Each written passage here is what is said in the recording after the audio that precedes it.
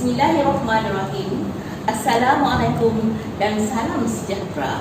Saya Cikgu Hafizah binti Witi dari SD Methodist Anglo-Chinese. Tajuk kajian saya adalah penggunaan teknik ICT 5 dalam 1 dalam pengajaran dan pembelajaran penulisan karangan fakta bahasa Melayu tahun 6 di SD Methodist Anglo-Chinese.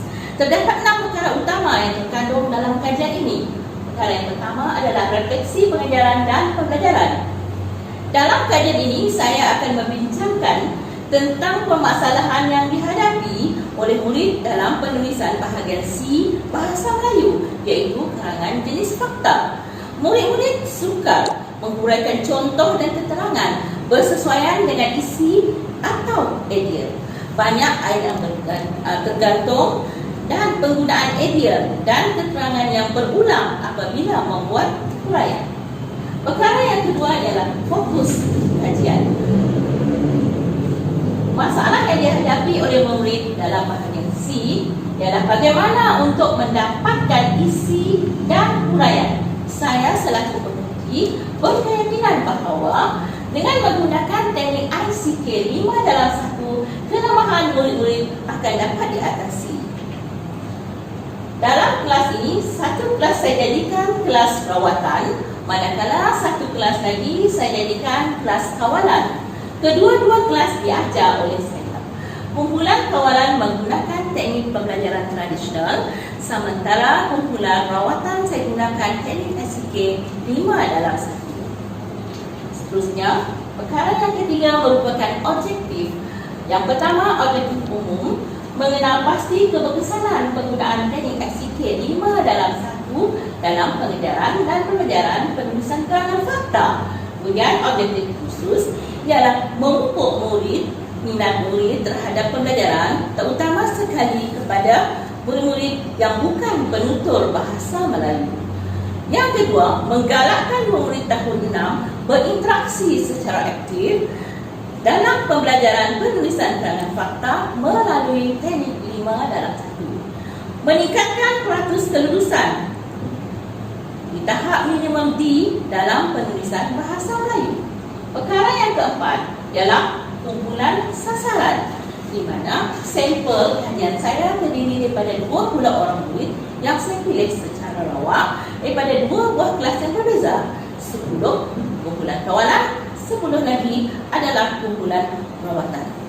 Jelas di sini saya sertakan jadual. Perkara yang kelima merupakan jadual pelaksanaan daripada minggu pertama hingga minggu yang ke-6.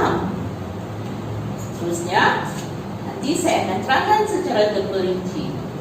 Teknik ICK. Apa itu teknik ICK?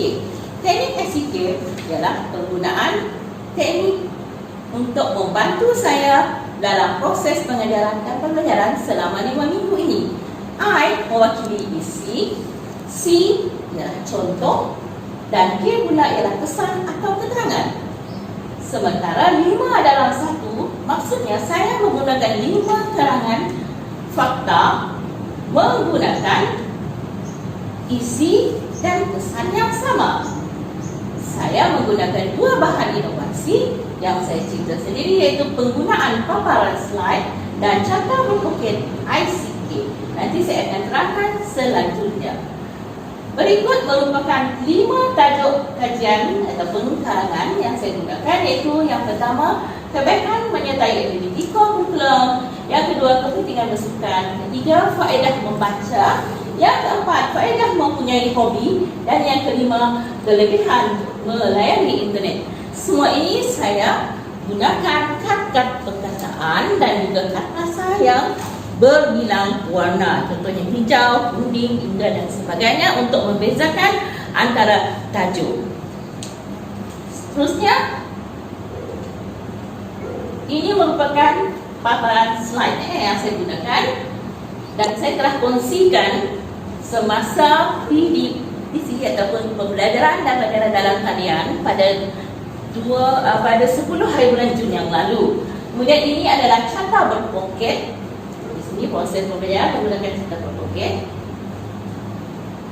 Seterusnya, pada minggu yang pertama saya telah membahagikan 20 orang murid ini dengan ujian pra. Beginilah rupa ujian pra yang saya jalankan.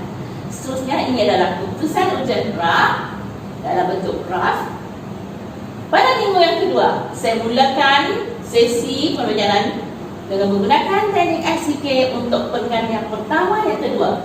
Yang ini merupakan perenggan yang pertama menggunakan slide.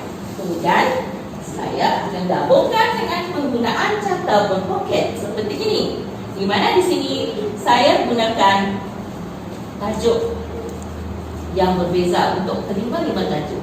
Kemudian perenggan yang kedua, di sini dapat kita lihat pada perenggan yang kedua penggunaan carta slide dan juga carta berpoket, di mana di bawah isi menambah ilmu dan juga kesan di sini.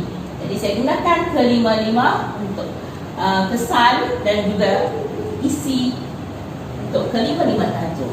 Seterusnya, pada minggu yang ketiga, saya fokus kepada perenggan yang ketiga. Sama juga teknik yang saya gunakan, cuma berbeza isi dan juga kesan ataupun keterangan. Kemudian perenggan yang keempat sama juga. Yang membezakannya ialah tajuk, isi, contoh bagi setiap tajuk dan juga kesan. Kesan ini saya gunakan untuk kelima-lima tajuk. Kemudian perenggan yang kelima saya ajar pada minggu yang keempat. Saya hanya fokus kepada perenggan yang kelima kerana saya nak buat refleksi untuk mendapatkan keberkesanan dari perenggan yang pertama, kedua, ketiga, keempat dan kelima. Kemudian pada minggu yang kelima, saya menggunakan teknik ICK untuk perenggan penutup ataupun perenggan yang keenam seperti ini. Kemudian untuk menambahkan keberkesanan, saya juga telah menyediakan lembaran kerja seperti ini. Pada minggu yang keenam, saya mengadakan ujian pasca. Ini adalah bentuk ujian pasca yang saya jalankan. Pada minggu yang keenam juga saya menjalankan sesi mengumpul data dan membuat analisis. Ini adalah perbandingan dalam bentuk jadual untuk kumpulan kawalan. Kemudian ini dalam bentuk graf. Ini pula ialah perbandingan ujian pra dan juga ujian pasca bagi kumpulan rawatan dalam bentuk jadual. Sementara yang ini juga adalah dalam bentuk graf. Jelas perbandingan di sini. Kemudian saya bandingkan dengan perbandingan min markah bagi ujian pra dan ujian pasca untuk kumpulan kawalan dan kumpulan rawatan.